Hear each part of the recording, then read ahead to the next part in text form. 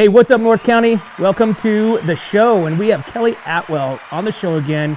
And I feel like, Kelly, you know what? You had such a crazy, crazy journey and a crazy, crazy story. You know, you were on the backstage pass a couple times with Sean, and you just left me hanging. Like, I need to know more. I do that sometimes. Dude, I mean, literally, your story is unbelievable. And that's why, you know, I wanted to get you back on because, you know, I know there's so many people on the other side that, you know, felt the same way. Right. And so many people that really like tuned in.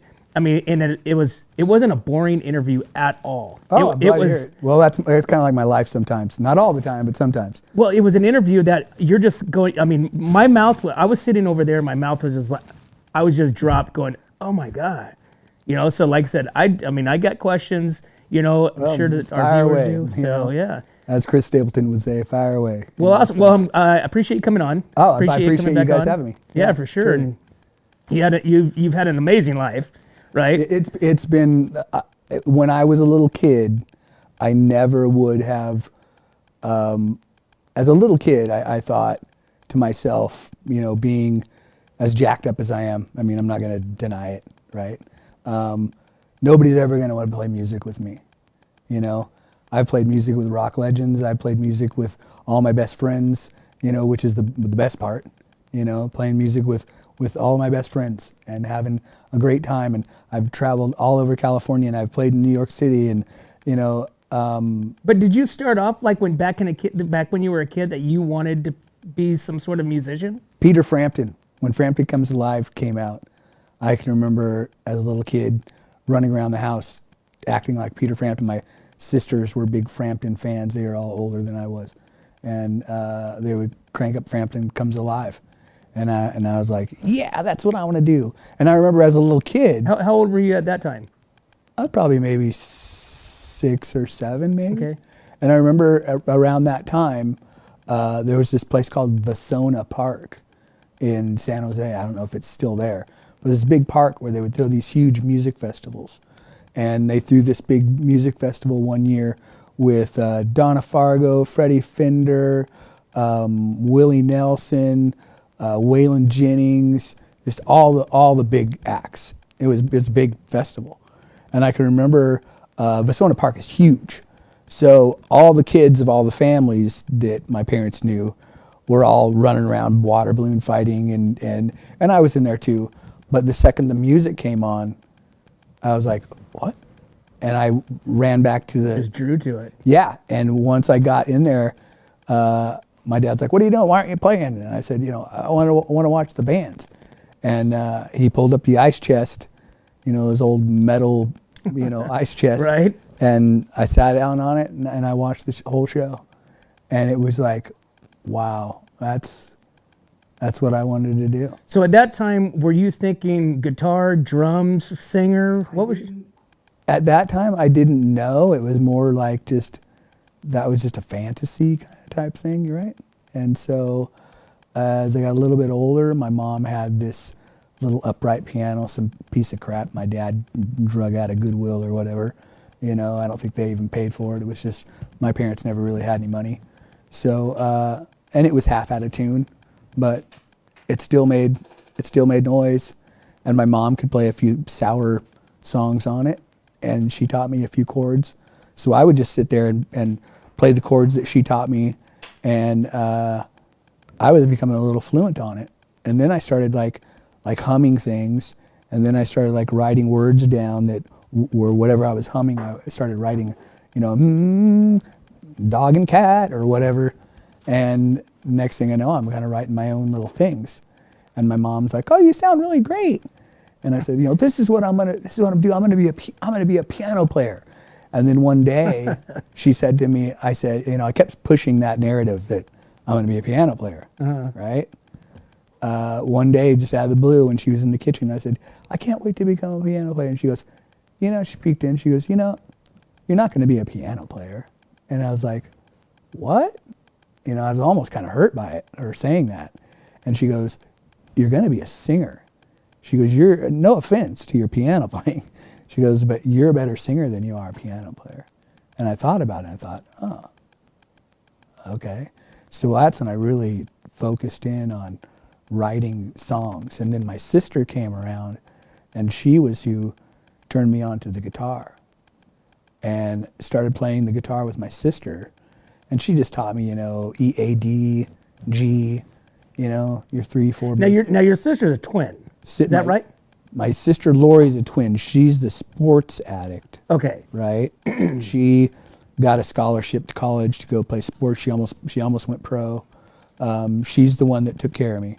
Okay. Then I have Carol, Debbie, and Bobby, who are my 3 oldest sisters. Carol's still alive, Debbie passed away, and Bobby lives in Seattle. And Debbie and I were the closest, like, aside from my sister, aside from Lori and I. Debbie and I were like the soul bond. Like, we were both really into music. We were both, I don't know, just, we were the kinder soul, That was what she was to me, Gotcha. a kind soul. Gotcha. So she just started coming to me and hey, let's play guitar together. So my parents got me this, I think it's somewhere in my archives of pictures. I have a picture of me holding it up like I'm Paul Stanley or something. And this ugly Strat-looking guitar, but it's what I kind of learned on, what I learned my chords on. Huh. And then well, Kelly, before you start that, right. Let's take a commercial break real quick, and we'll come back and we're going to find out how you got started, all right, where you got that transition from the piano to the guitar, all right, and we're going to learn more. So we will be right back to What's Up North County. Hi, it's Alex with Suprema Meat Market. We are a Mexican meat market with a taqueria. Come enjoy our high-quality cuts and meats. We offer choice and prime Harris Ranch beef, as well as chicken, seafood, and pork items. In the taqueria, all of our tacos come with handmade tortillas. We also offer specialty items like chilaquiles and chile rellenos.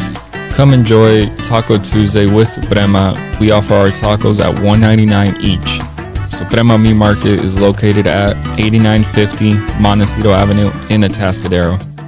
Are you tired of looking at that worn-out concrete garage floor, patio, or porch? Look no further than MGP Coatings, where customer service reigns supreme.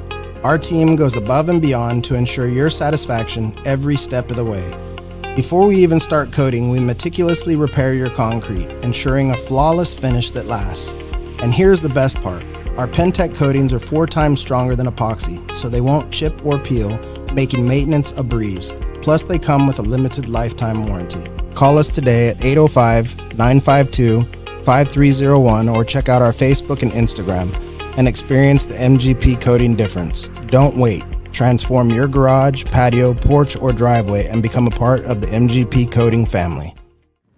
Hey, welcome back to What's Up North County, and we have Kelly Atwell here again in studio for part 3 of all this stuff. So you were just talking about how you transitioned from the piano. Your mom stepped in and said, hey, you're going to be a singer. Your Right. sister, kind of got you to the guitar and kind of. So let's continue on right there. So my sister gets me playing the guitar, and I'm not, and I'm still no great guitar player, I'm a great conveyor of my ideas, on guitar. Mm-hmm. I could show you something. If you're a great guitar player, you can go, oh yeah, what about this? And then, make it better, right?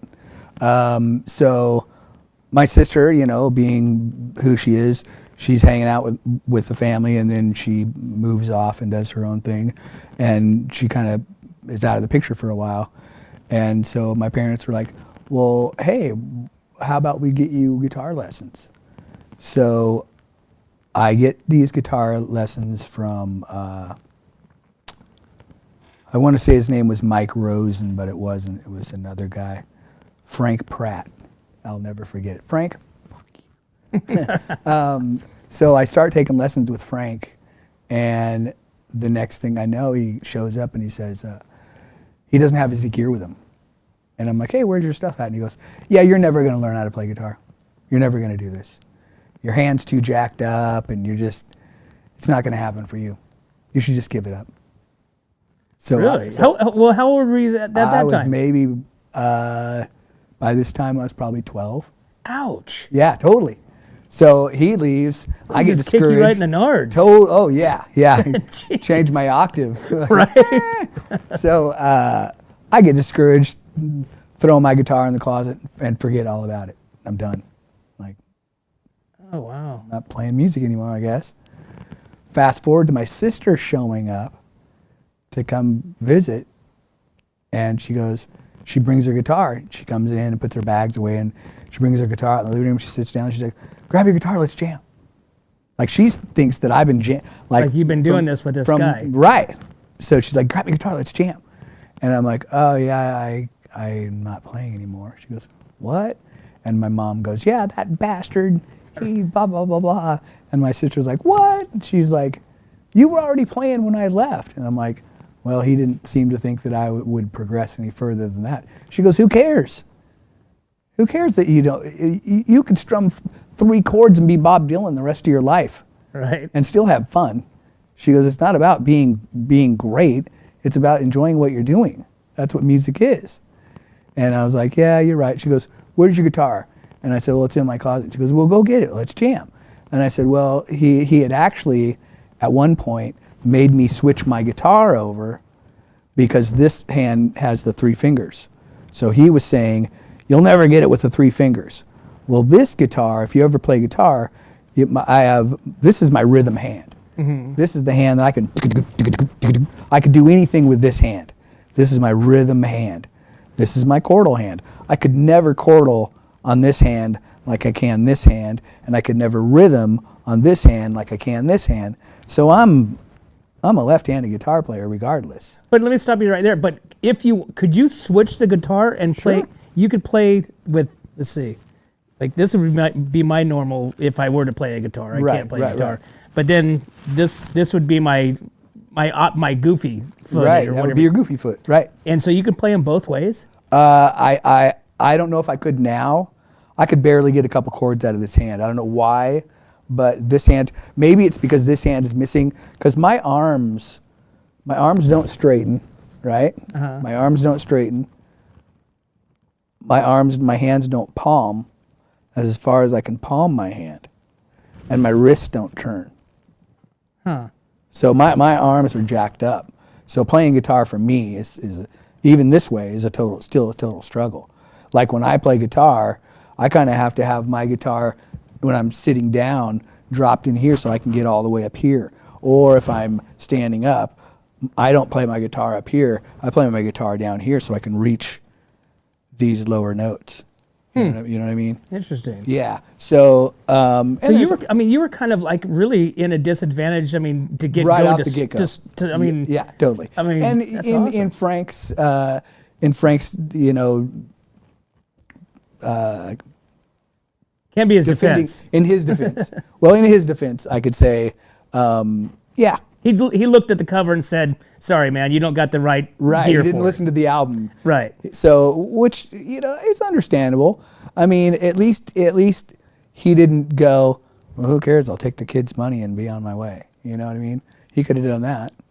So, but in hindsight, he could have done it differently. He could have, been a little more. Especially you're 12. Figure something out for me. But it's all right because my sister did, and I learned more from my sister than I ever did him. So, and then I goofed around on the guitar for a while, and then when I got into high school, I think it was my freshman year, the guy that introduced me, or the guy that told me about Eric McCornack, our buddy Robert Zimmerman. He and I, it was like a freshman year, and the high school had come out with Battle of the Band Mock Rock. And so we were like, we had the long hair already, and we were the metal guys. We were like, we'll kill it, So we started making our own mock rock guitars. And I had the Flying V, it had a toggle switch, and we did them up right. They looked like from a distance, you'd be like, oh, look at that guitar. We used fishing line for the strings and all that stuff. They looked legit. Mm-hmm. And we got like into making them, and then we would sit there and act like we were playing them. And then just something popped in my head, and I'm like, dude, what are we doing? He goes, what? I'm like, dude, why don't we just ditch these things and buy our own guitars?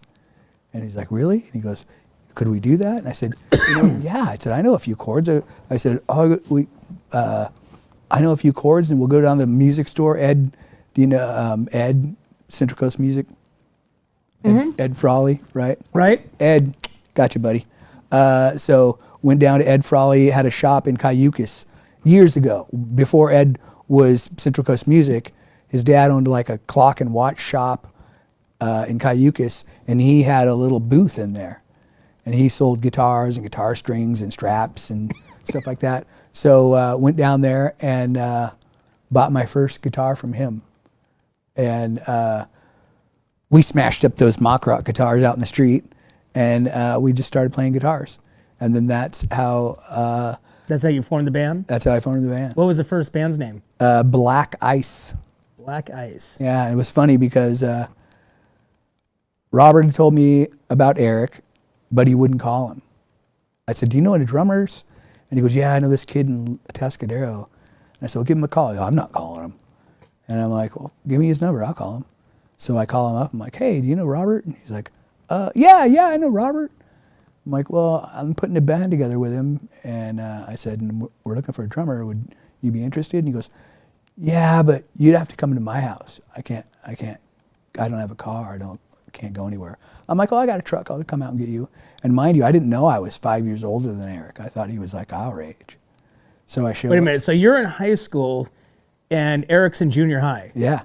Oh, jeez. Yeah. So I show up. I'm like, and I'm an old high schooler because of Mom and Dad. Because of all my medical BS, I had stayed back a year or two.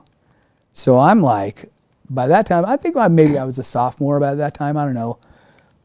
The years are kind of weird, but I know at the time I met Eric, I think I was like 18 or 19. And when I showed up at his door, driving, I had a brand new Dodge, was it a Dodge Ram 50?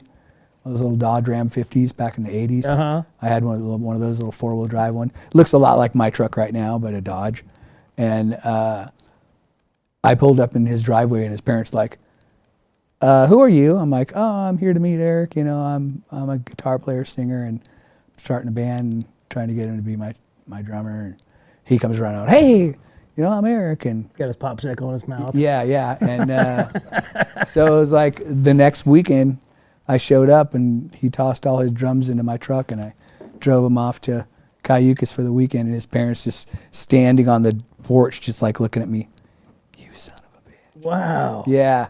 And it's crazy. I'm sure they had their words, but once they got to know me, they were really good people, and they're my family.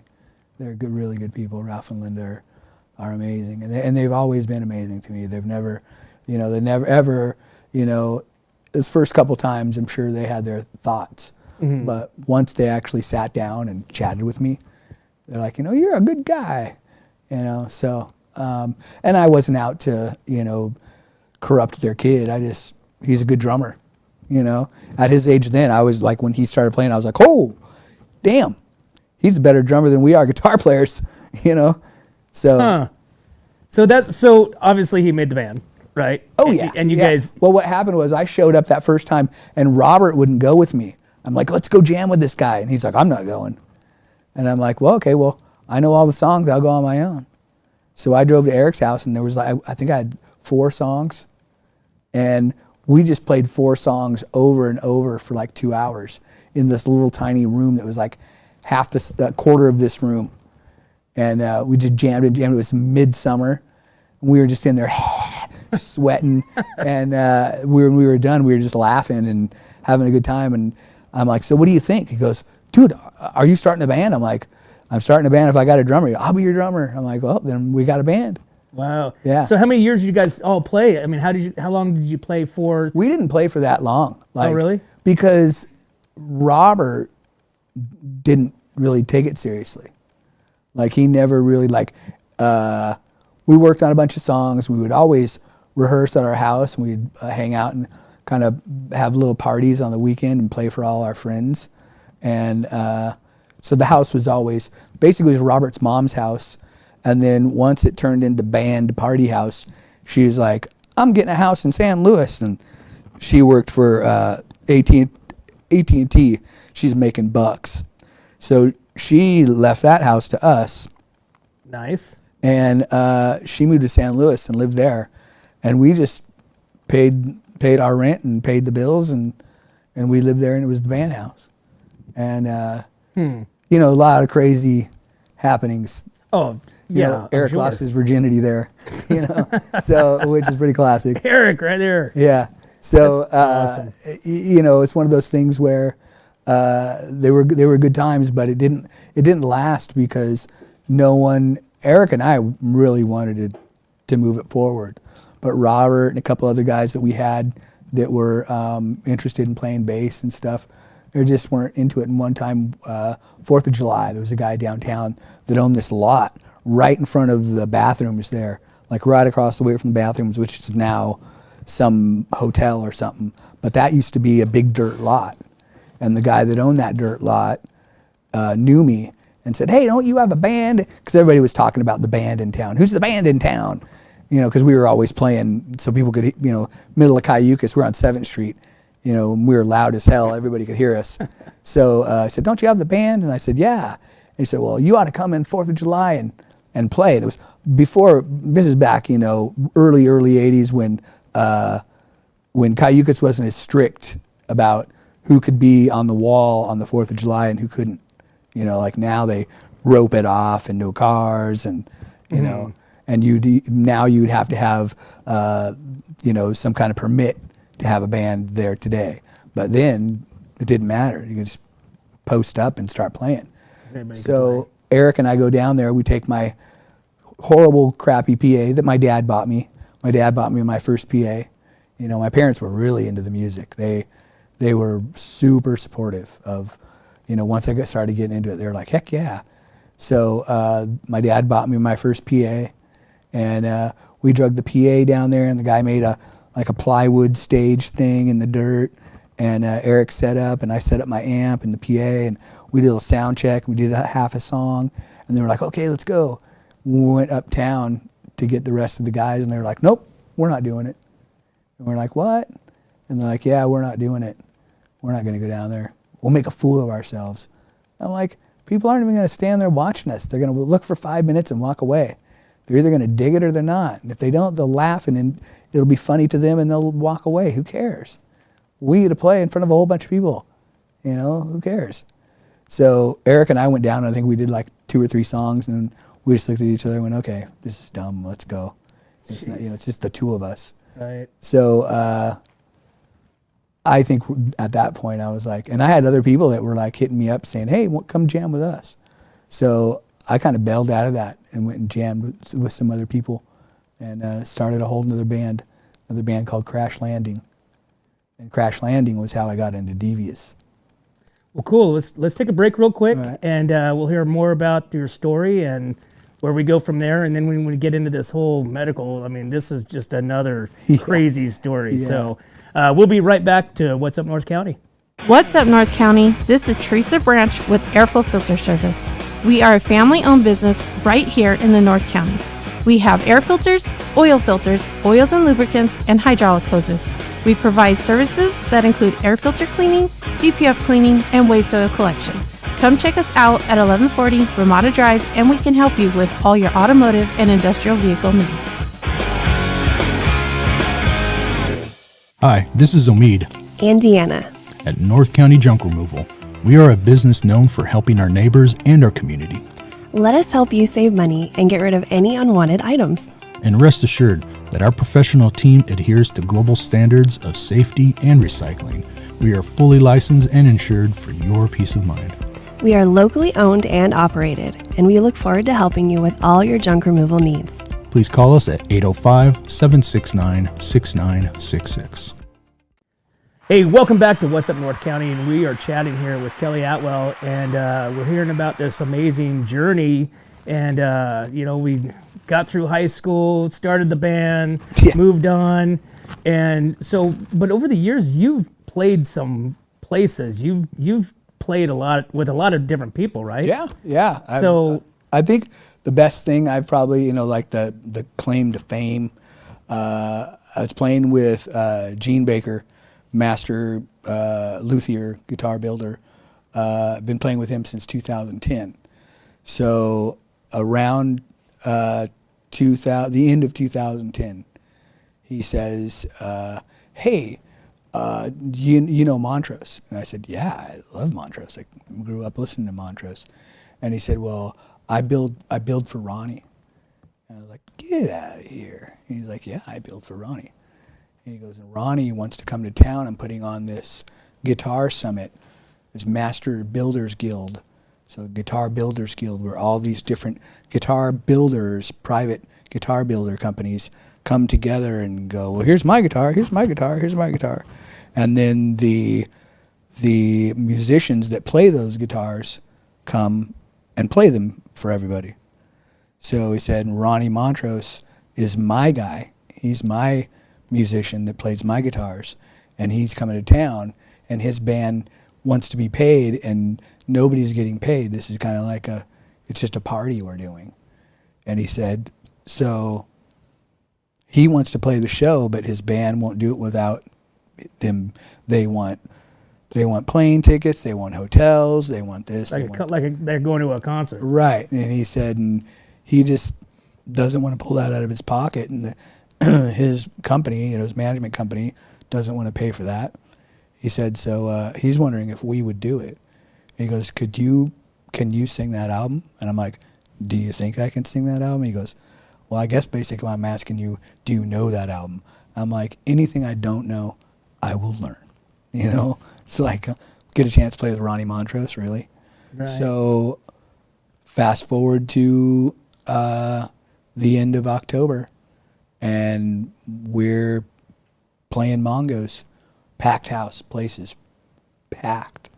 So it starts off with us playing with all the other builders.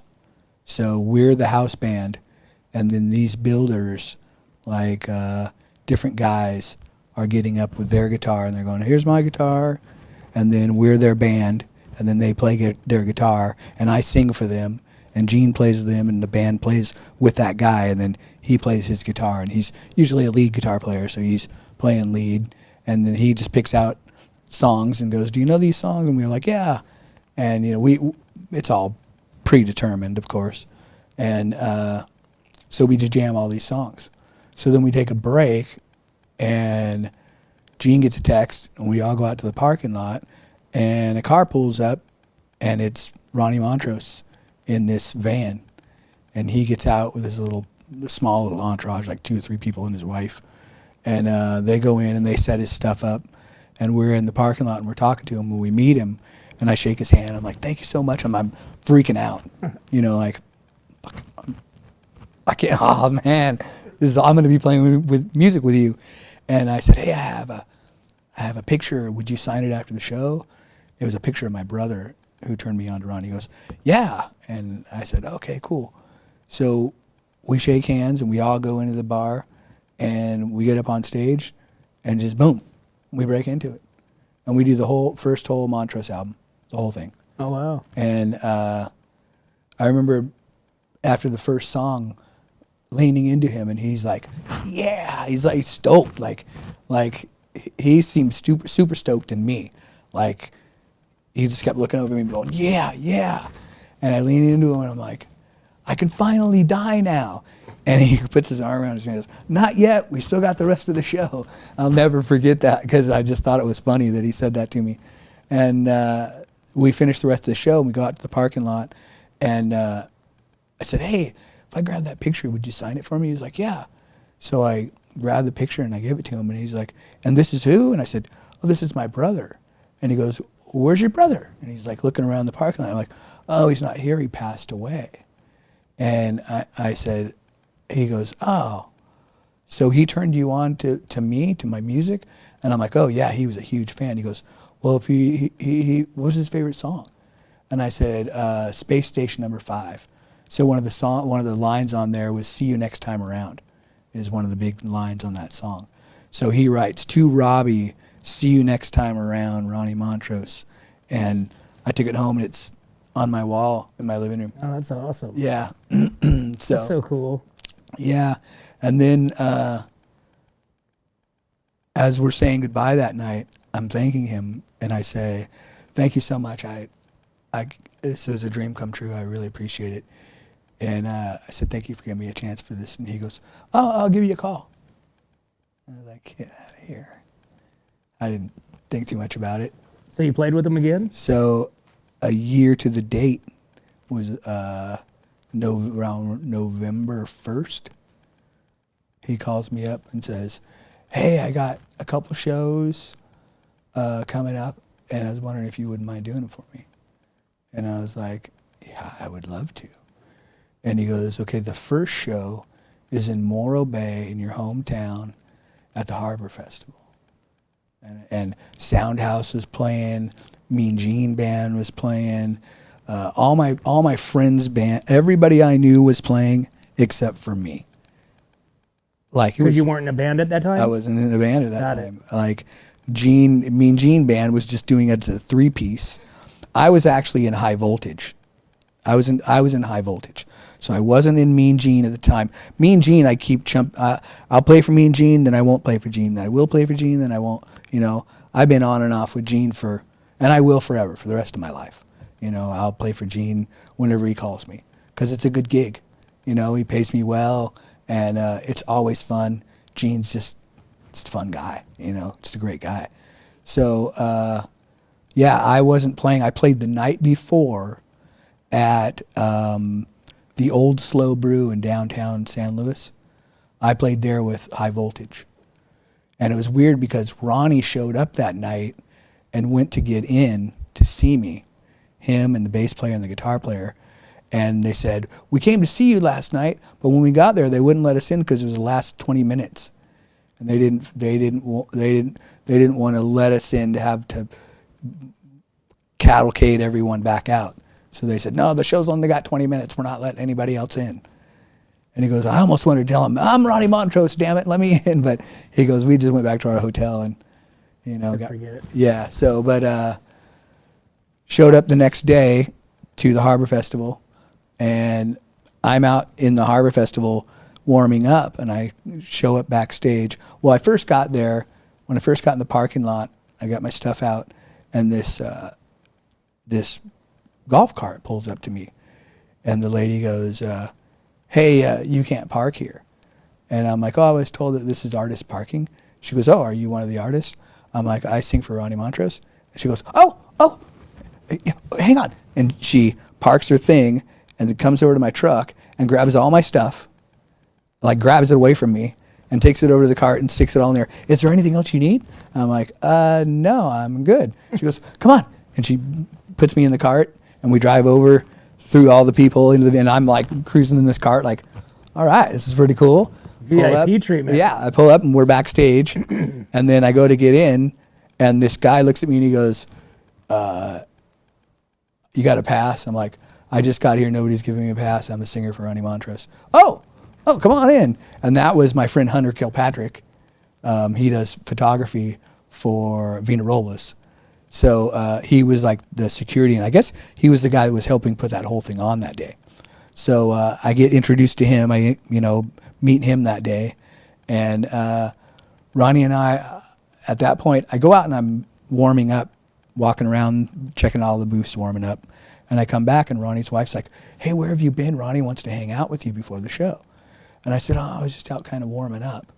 I said, "But where's he at?" And she goes, when you walk backstage, there was another little area, like a little curtained area, where he has kind of his own little spot, where he could kind of chill on his own if he wanted.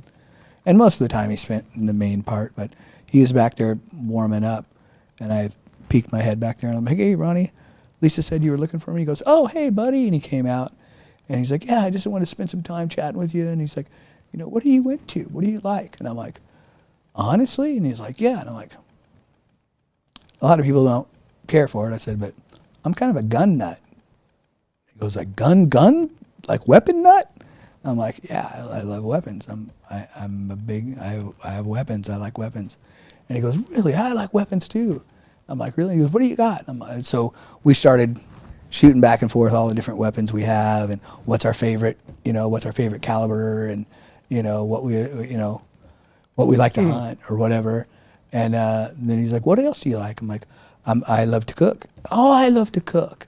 So we start talking about all the different ways we like to cook and the food we like to cook. And then the stage manager pops his head and he goes, Ronnie, you got 5. And then he goes, oh, we better get ready and get to work. So he straps back on his guitar, and then he walks over to the curtain, and he peeks his head out, and people can see him. So the second people see him, like, I can't see the crowd, but he's got his head out the curtain, and he's looking, and people can see him, and they're freaking out. They're just screaming. And then he looks back over his shoulder, and he goes, hey. I'm like, what? And he goes, look who showed up. So I walk over, and I look over his shoulder, and I'm looking out, and I'm looking at the crowd, and I'm like, who showed up? And he looks over his shoulder, and he goes, no, not them. Look who showed up. And I look up, and all day, it had been foggy, like deep fog. And it was blue skies, crystal blue skies. He goes, look who showed up. I'm like, I look up, and he goes, your brother showed up for you. And man, I about started bawling. Wow. Like it was like a year later, this freaking guy remembers my brother. Well, I'm sure that was pretty, substantial for him. Like I almost feel like crying right now. It's like makes me feel so good because that's the kind of guy he was, right?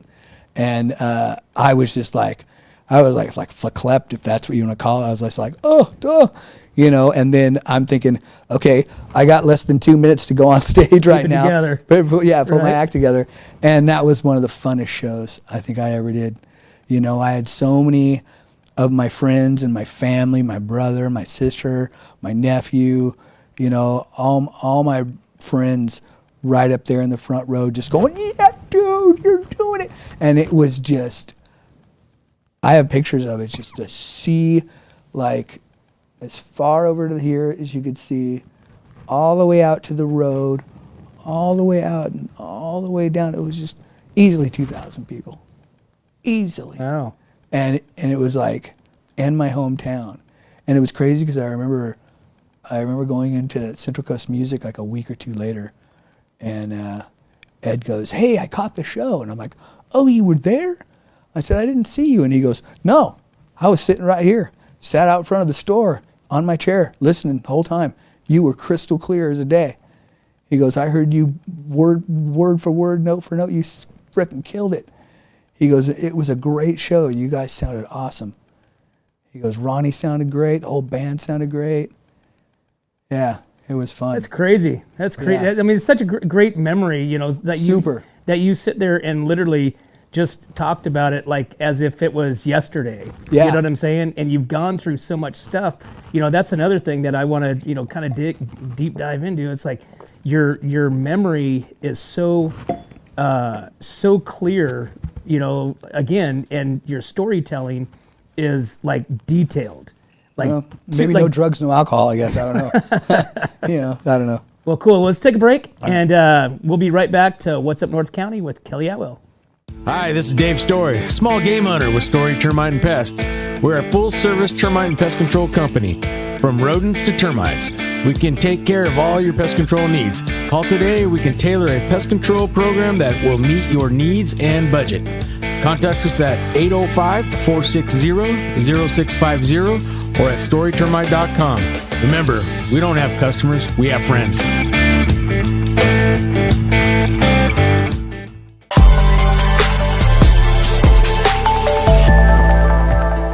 Hi, welcome to Kennedy Club Fitness, where we have something for everyone.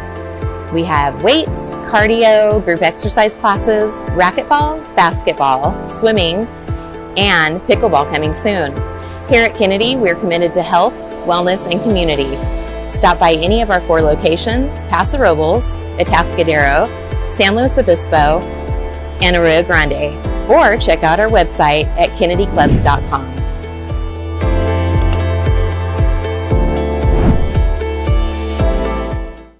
Hey, welcome back to What's Up North County.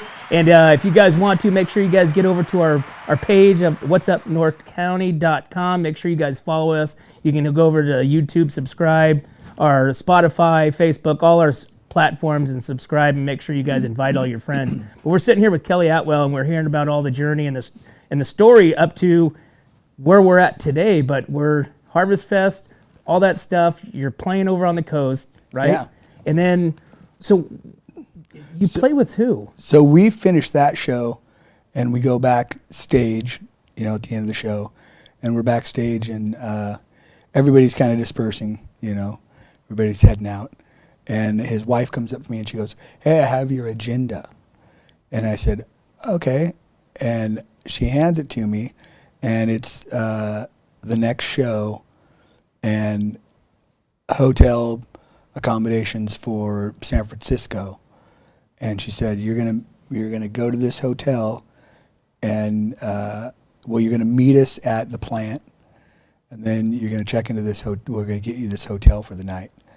So they got me a hotel. We went to the plant, but when they gave me the paperwork to find out where I needed to go and what I needed to do, she handed me my check.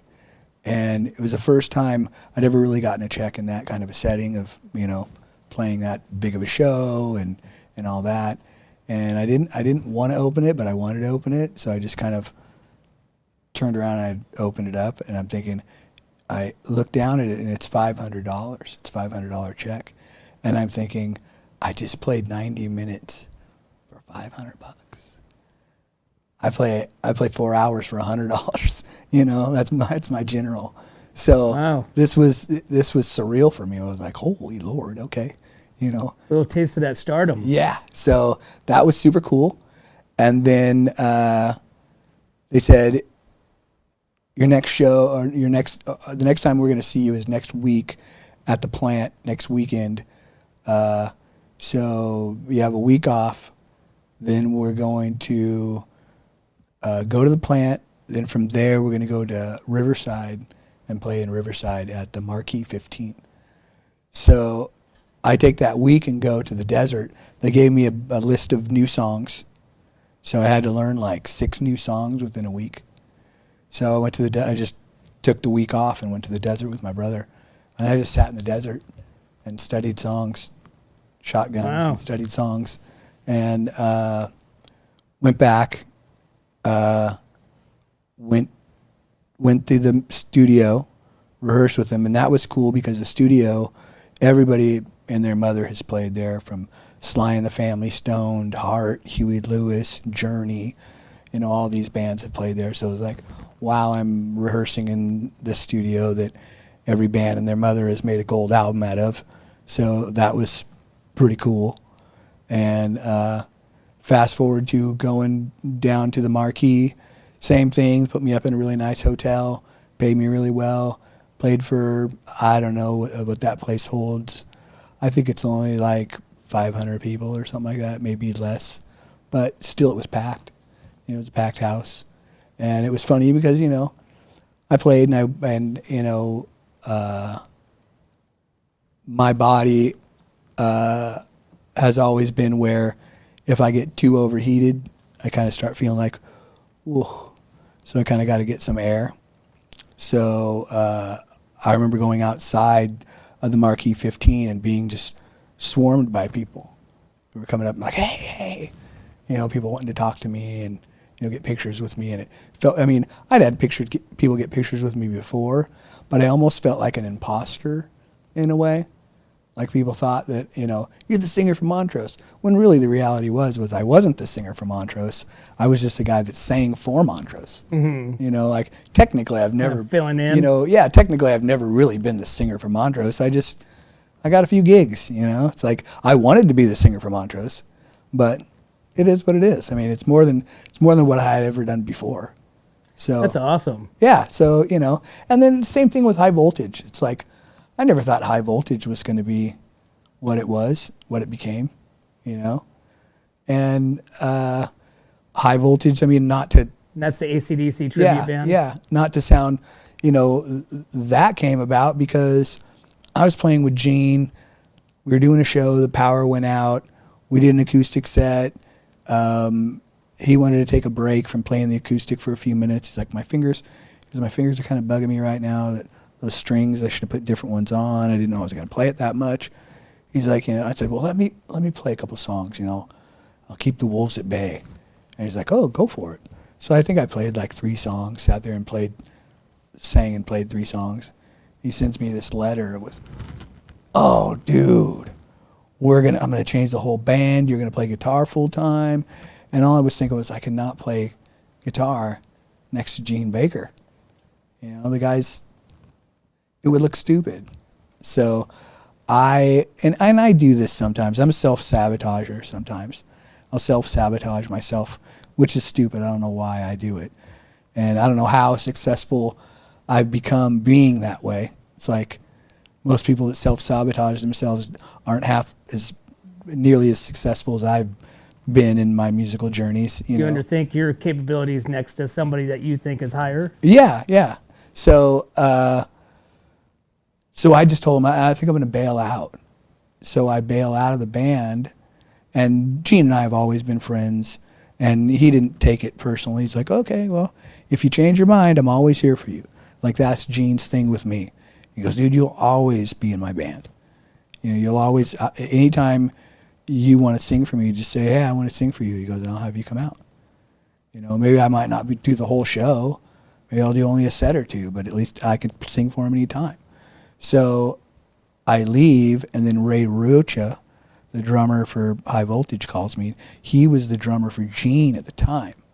And he says, "Did you really quit Gene's band?" I said, "Yeah."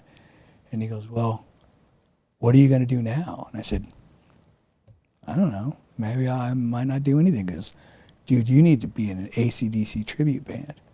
He goes, "You sing AC/DC. I've never heard anybody sing AC/DC like you, at least not around here." And I said, "Well, I don't know." He goes, "If I put together a band, would you do it?" And I said, "Who you got?" And he goes, "I don't know. I'll give you a call back." So he called me back, and he's like, "I got Alex Lacerda, I got Andy Shellcross, and I got Eric Iden." I knew all of them. I was like, "Yeah, I'll jam with those guys." So that's how High Voltage started. And then it's morphed over the years. Ray is like, right now, Andy is an original member, but he's come and gone as well. Ray's the only member in that band who has been there all from start to finish. Yeah. Like Ray is High Voltage, which is cool. That's his baby. So Kelly, your stories with the music, so you went this whole journey, right? Right. And then at some point, you started feeling like something's going on, like, you know, to where now you needed to, you know, your doctors, you know, your heart. I mean, tell me about that story. I had been playing roulette, basically what I would call roulette, with myself for a while. Like, so in my book, I state that at one point it was New Year's Eve, I want to say right around 2016, playing with MGB, Gene Baker's band, playing at Mammoth for New Year's Eve, like 2,000 people. Place was packed, and it was snowing. And I remember being on, and I think a lot of it had to do with my personal taking on fluid, you know, from my heart and my liver. Because when your organs start to go bad, that's a defensive mechanism for your body, is to start taking on fluid, kind of like its way of trying to defend those organs or whatever. It's kind of a weird process, right. But your body takes protection, on fluid. lubrication, whatever it may be. Yeah. So that, and then the altitude sickness possibly was making me feel really like, ooh, like, right. Oh man, I don't feel good. So we're on stage and we're jamming, and it was snowing, and we had these big stage heaters that were like right out in front of us. And I was jamming, and I was like leaning forward, rocking out with these little kids, and they were coming up giving me like these like dandelions and things that are something that they had, some flowery roses things. I don't know where they got them because it was freaking snowing out. But they were giving me these things, and then I leaned back and I was showing Johnny, I'm like, look, I got some flowers. And he reaches out and he grabs me and he pulls me back and he goes, look. And I turn around, and I was literally like 6 inches from my heater that was engulfed in flames.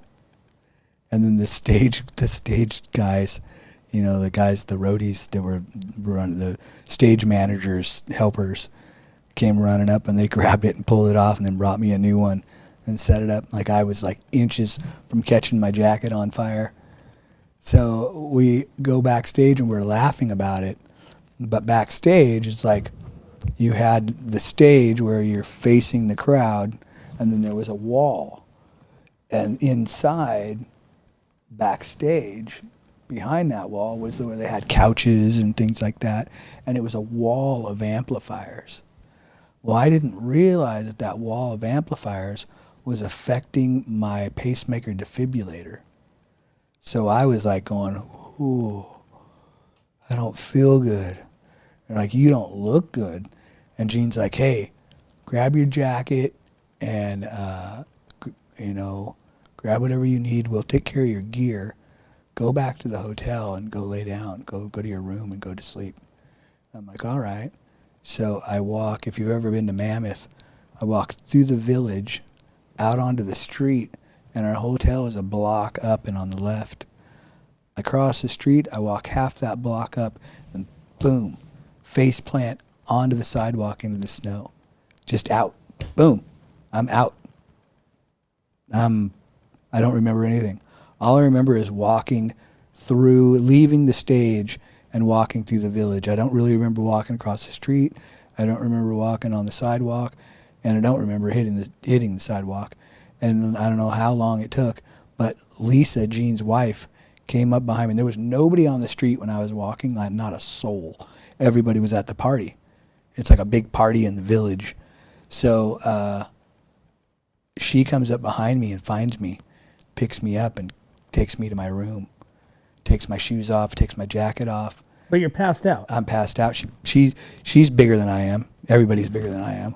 So she puts me over her shoulder and kind of puts her arm around my waist and walks me to my room, gets me in there, puts me in my bed, takes my jacket off, my shoes off, puts a glass of water by my bed, and I wake up the next morning like, what the hell? So I text him. I'm like, hey, what happened last night?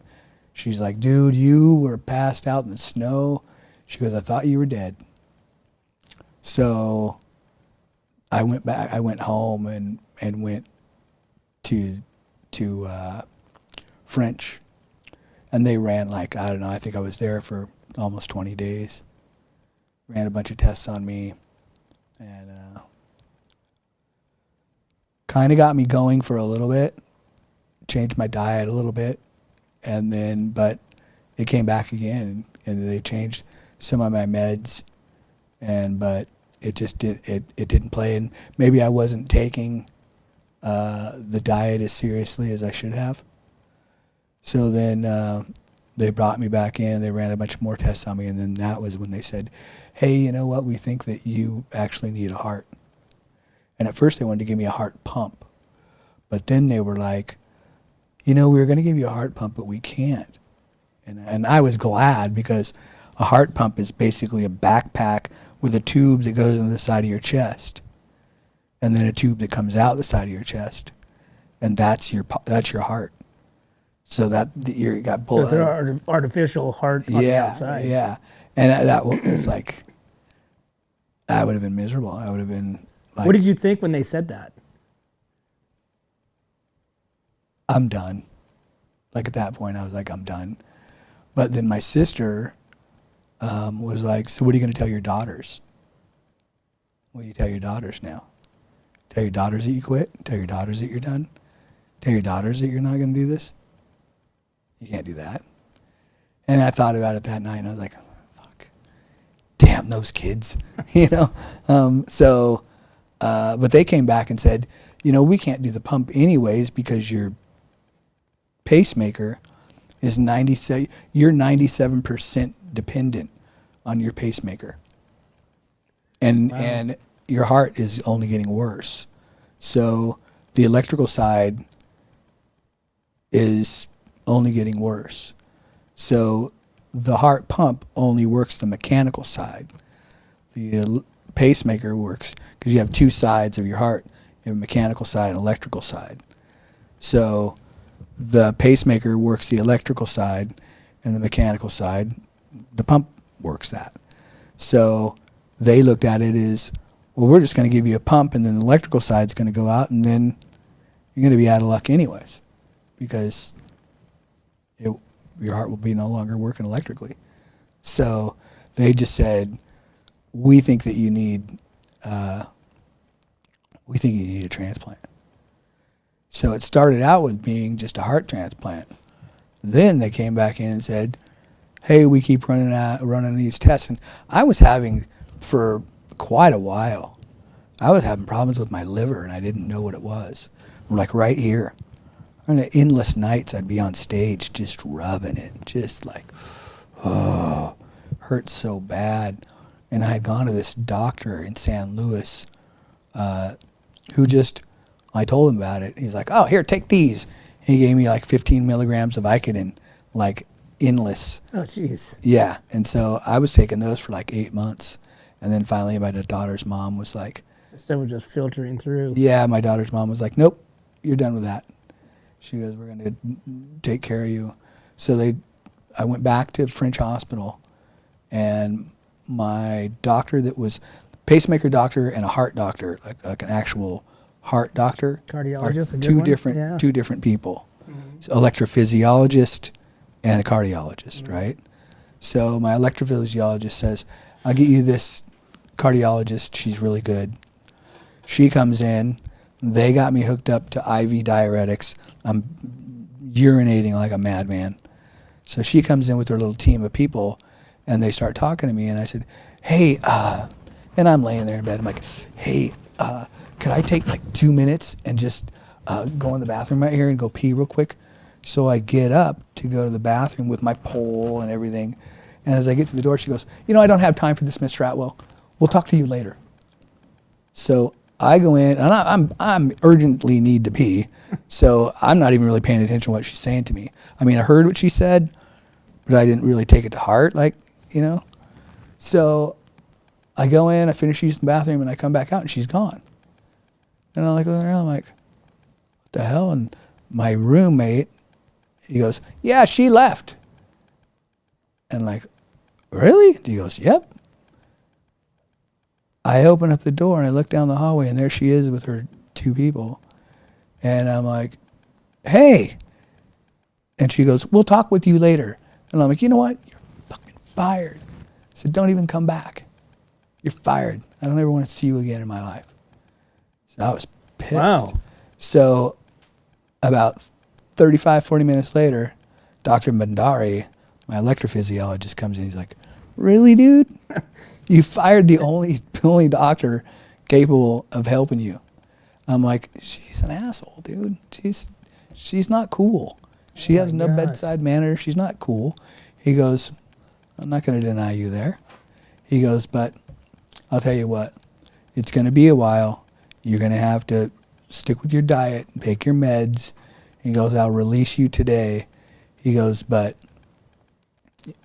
I'm going to get you. Now, at the time, did I tell you about my foot? Oh. All this time, I'm having a problem with this leg.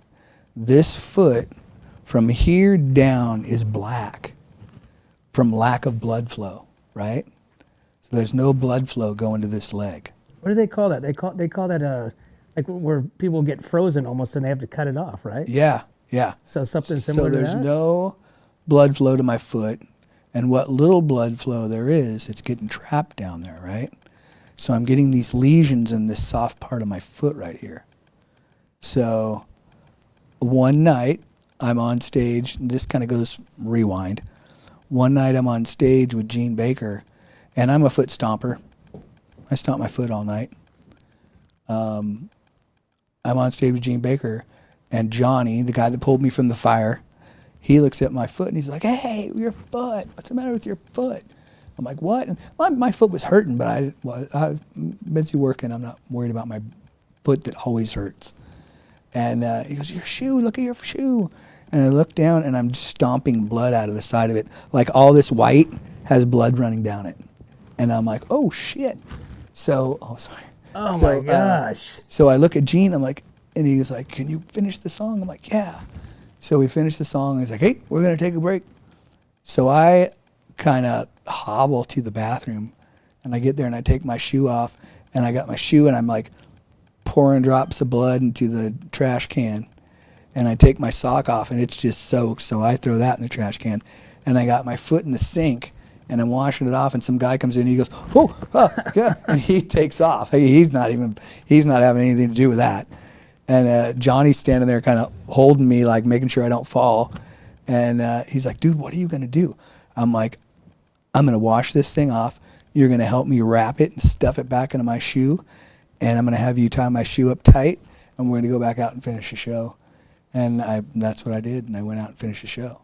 So fast forward back the other way to Dr. Bandari saying, first off, I'm going to refer you to Stanford, but the first thing we're going to do is take care of your leg and your foot. I'm going to refer you to Anitra Rumpf, who I know at Stanford, who is a vein specialist there at Stanford. She'll fix your leg, and once I got you in the door there, because in Stanford you have to have a referral for everything. Mm-hmm. He goes, once you are there, she's going to realize why you have a problem with your foot, which is because of your heart. And she goes, and then she'll refer you to the best doctor she knows for your heart transplant, and then he'll refer you to the best doctor he knows for your liver transplant. So it's kind of another way of getting your foot in the door. Right. Right. So that's kind of how, I mean, if I hadn't fired the other doctor, which French Hospital would have never been able to give me a transplant anyway. They just ultimately would have sent me either to Stanford or UCLA. And probably UCLA. But so to the time that you go to the hospital, you're getting your transplant. I mean, there was several times to where it was like, all right, you're getting it. Oh, you're not getting it. It was it's like a rubber band. Yeah. So I mean, emotionally, I can remember. Well, they offered me the transplant 3 times. Before I actually got it. The first time was at home, and it's weird because in the time frame that they offered me the first transplant, I somehow had gotten sedentary. Do you know what that is? Mm-mm. It's like a blood, forgetting the name for it. It's a blood disease. Which septic. Okay. So I'd become septic. I don't know how it happened, but I got this blood disease where I became septic, became extremely sick. Like I didn't even know I was sick. All I wanted to do was sleep, and all I was doing was I would eat and have diarrhea, like uncontrollable, like so bad that I stopped leaving the house. Like I started beginning to believe like, what am I now, incontinent? I now can't hold myself. Right. This sucks. So I don't feel well one afternoon, so I finally that's it. I'm going to the hospital. So I go into the emergency room. I check myself in. They run all these tests. They're like, we haven't gotten anything back yet. We're going to go ahead. We gave you some fluid. You're definitely dehydrated. We're going to let you go home. That night at like 1 a.m, I wake up to a phone call, and it's somebody from Stanford, but I look at the number and I see that it's from Stanford, but I don't feel good. I'm not thinking right, so I just hang up. My phone rings again. I pick it up. I'm like, hello, who is this? He said, this is Dr. Chow from Stanford. I'm like, oh, and it's my doctor. It's my actual surgeon, the guy that's going to take my heart out. And I'm like, oh, Dr. Chow. And he's like, yeah, hey, Kelly, I have a heart for you. We have a heart and liver for you. I'm like, no way. He goes, yep. Can you be here at 6 a.m? Can you be here in the next 5 hours? I'm like, yeah, I can be there. So I start calling everybody up. I'm calling Eric. I'm calling my sister. I'm calling, everybody that I know. I'm telling them, yeah. He calls me back 15, 20 minutes later. Hey, we're not going to do it. Like I'm freaking out and running around my bedroom at like 2 a.m, like yeah, getting my stuff together and packing up and finish packing up my bag. Like I have a go bag ready to go with all my stuff in it, but put my computer in it and stuff, my toothbrush, my toothpaste, and he calls back. He's like, yeah, it's not gonna happen. I'm like, oh. So now I got to call everybody back. So I'm kind of bummed, a little depressed, because I'd been waiting a long time. I've been waiting a long time, like over 4.5 years, 5 years. So I go to sleep and I get another phone call at 5:45 in the morning, and it's a lady from French Hospital. And she's like, hey, this is so-and-so from French Hospital. Is this Kelly Atwell? I'm like, yeah. And she goes, you need to get in here immediately. I'm like, excuse me? She goes, yeah, you need to get in here immediately. Do not go back to bed. Do not go to work. Do not do anything. Come back as soon as you can. Come back here right now. I'm like, all right. So I go in the bathroom, brush my teeth, wash my face, put on some clothes, drive to San Luis. I walk in, and I walk up, and I'm like, hey, I'm Kelly Atwell. The lady just grabs me. They don't put the thing on my wrist. They don't check my IV. They don't check my pulse. They don't do anything. They just grab me and take me to the back. First thing they do, throw an IV in me, and a doctor walks in. Like, it's the quickest time in ER. I didn't even spend time in ER. I just was back in the room already. And he walks in, he's like, you're extremely septic. He goes, you could be dead in the next 8 hours if we don't get you a blood transfusion. I'm like, get out of here. He goes, have you been feeling crappy? I'm like, yeah, I've been feeling real crappy. He goes, super tired? I'm like, yep. And he goes, can't hold your stool in? I'm like, nope. He goes, yeah, it's because you're about ready to die. I'm like, no way. He goes, yeah, you're extremely septic. And he goes, and we're going to give you like 3 liters of blood right now. And he goes, and we're going to hold you for like 2 days. So then they come in like on the second day, and they said, Stanford's accosting you. They're basically taking you from us, and they want you. So 2 EMT ambulance drivers came in and put me in their little gurney, threw me in an ambulance, and drove up to Stanford doing like 100 miles an hour. Like, they got me propped in this ambulance, and I'm sitting upright, looking out the back window, and I'm just, there's really technically nothing wrong with me, right? I feel okay. Well, I got an IV in me, yeah. And she's just sitting there chatting with me. There's nothing she can do for me, and I'm watching cars just, we are flying by cars like they're standing still. I'm looking out the back window going, how fast is he going? She goes, he likes to go fast. I'm like, he doesn't even have the siren on. She goes, no, he doesn't do the siren, but the lights are on. And he's just up there just, she's like, he does this like 4 days a week and he loves it. So he gets drinks like his coffee and gets in the ambulance. Yeah. So they got me up there and admitted me. Stanford got me cleaned up. They had, and when I got in there, that was the first thing they said to me was, hey, we want you to know you're no longer on the list. Of the heart and transplant. I'm like, wait a minute. I've been waiting for over 5 years for this, and now I'm off the list now. And they're like, well, we have to take you off the list until you're better.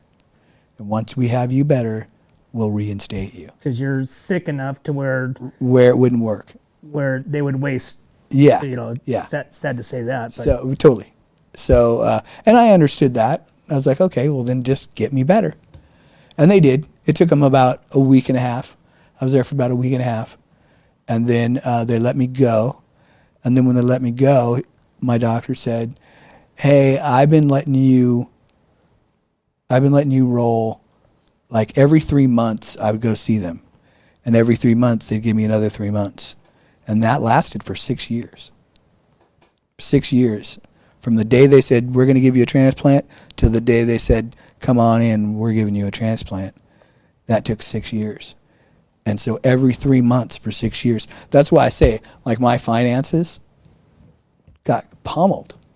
Like I was working full time and all that, and no longer working full time, only working part time, having to drive to Stanford 3 times, every 3 months, hotels, gas, food, all that. It just, after 6 years of doing that, it's killing me. I was trying to perform as much as I could just to make extra money, So it was, and it's funny because I kind of feel bad that so many people have donated to my cause, but right now in my safe, I have $7,000 waiting that I would love to put money into my truck that needs it, or, buy myself some new clothes, or do something like that. Hell, go on a vacation. Haven't been on a vacation in over 8 years, but I have to save that money. It's a rainy day. Well, for the transplant. Yeah. I still have another transplant. What if that goes south? Then that's the money. That money will be used for people to help me. That's why I'm saving it.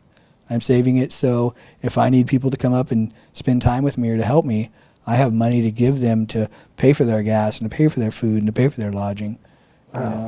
So well, Kelly, let's take a break real quick, all right. And we'll take a commercial, and we will be right back to What's Up North County. My name is Jennifer Borhone-Wescombe. And I'm Haley Wescombe from Borhone Auto Center. Borhone Auto Center is a family-owned and operated GMC dealership. We are your go-to dealership for quality vehicles. With a vast inventory and personalized service, we are here to make your purchase seamless. Whether it's a luxurious Yukon or a rugged Sierra, we have the perfect ride for you. Come see us today to experience the Borhone family difference. We are located on the corner of Highway 46 East and Golden Hill Road in Paso Robles. Atascadero isn't your standard getaway. We're unique, just like you. We're growing, transforming, and figuring it out as we go.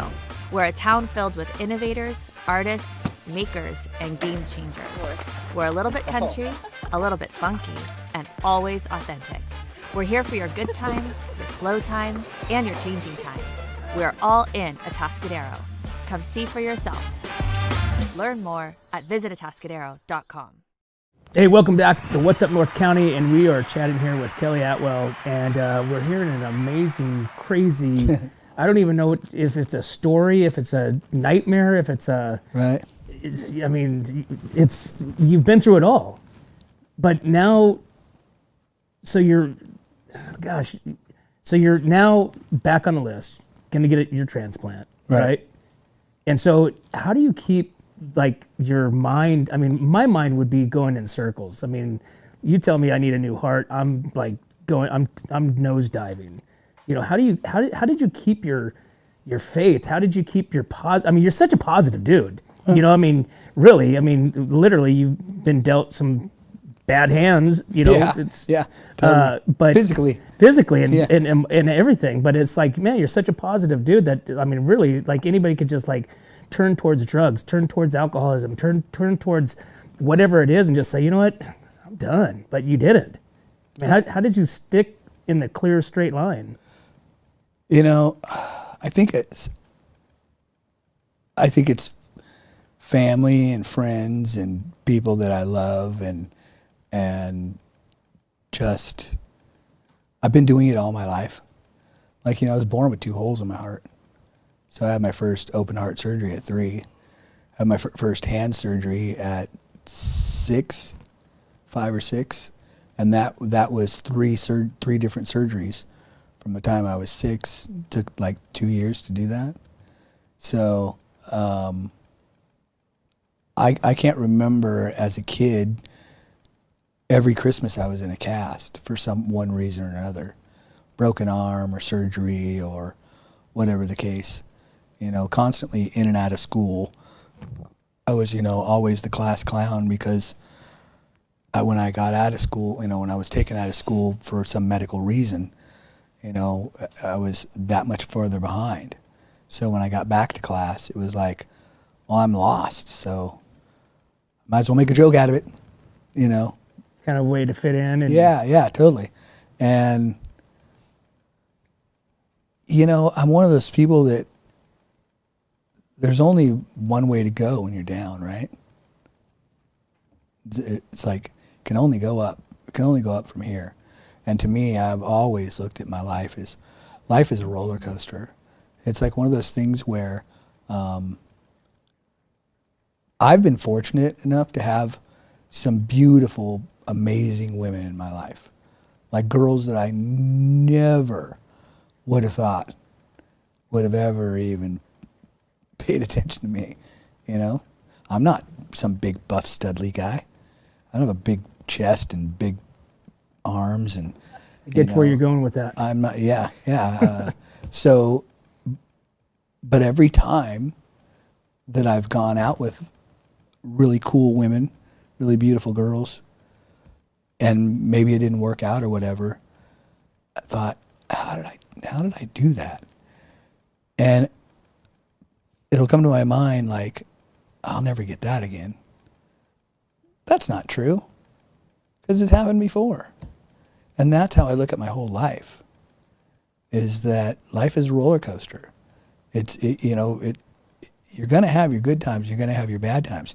You're not going to have that person, and then you are going to have that person. Do you know what I mean? It's like never give up on what, if there's people out there that are lonely and say, I'll never find somebody again, well, I'm single right now. I think that every now and then. Dang, I'll never find somebody again. That's not so. Give it time. I kind of believe that you got to find yourself before the Lord will help you before somebody will find you. You know what I mean? Mm-hmm. The Lord will direct you when you find yourself. It'll happen.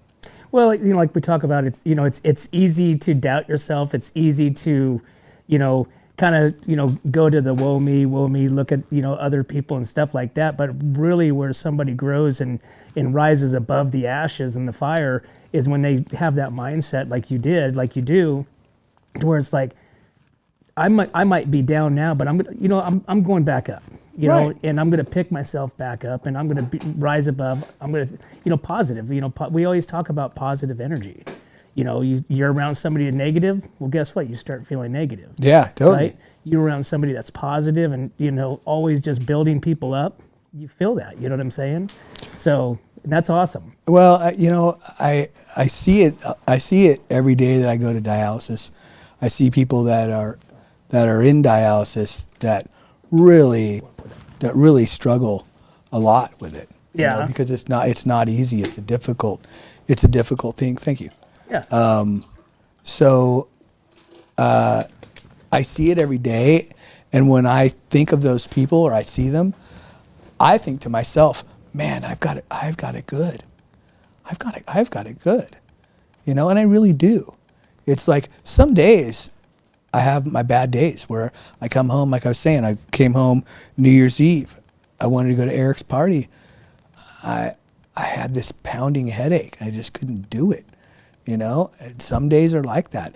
Some days I'm just wiped out and I'm so tired. I just had 2.5 liters of blood out of my body in 4 hours. It's like, but not everybody has their good days like I do. Most people have really bad days there.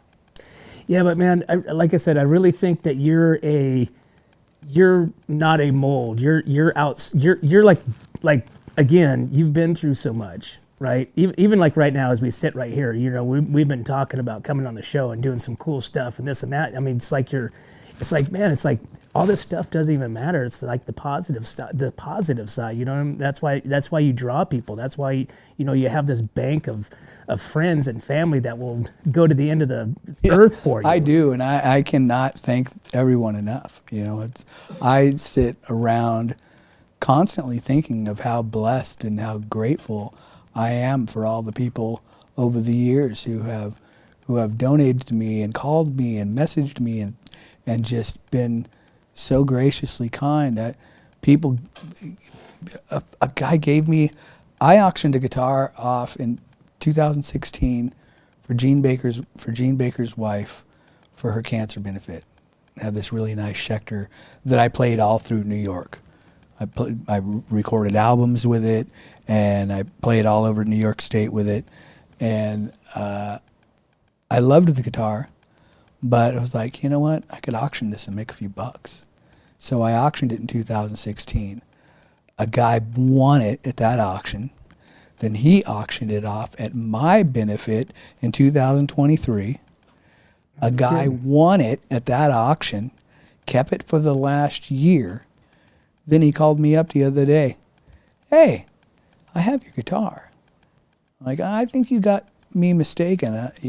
You don't have my guitar. He goes, do you have a red Diamond Series Schecter? And I said, yeah, I used to have one with, it's like a flame top, you know, really nice flame top. You could see the wood grain. He goes, yeah, really beautiful guitar. I'm like, yeah, all black, you know, all black material. He's like, yeah. I said, yeah, that's the guitar. He goes, yeah, I have that. I'm like, oh, good for you, man. That's awesome. I was stoked that the guy had my guitar. I knew the guy that had my guitar. He goes, I want to give it back to you. Wow. I'm like, get out of here. He goes, yeah, no. He goes, I want it. And he goes, I want to give it back to you. I think you should have it. It's like, that's the kind of people that are out there. That's awesome. And for me to have it back like some 22 years later from the day I bought it, it's pretty cool, you know? I like those kind of things. Absolutely. Well, I mean, like I said, you surround yourself with those friends and family. Yeah. So. And then a couple of friends of mine, a husband and a wife, some really good friends of mine, just messaged me the other day and said, hey, when you get a chance to come down to Oceano, give us a buzz. We have a quilt for you. He goes, my wife made you this quilt.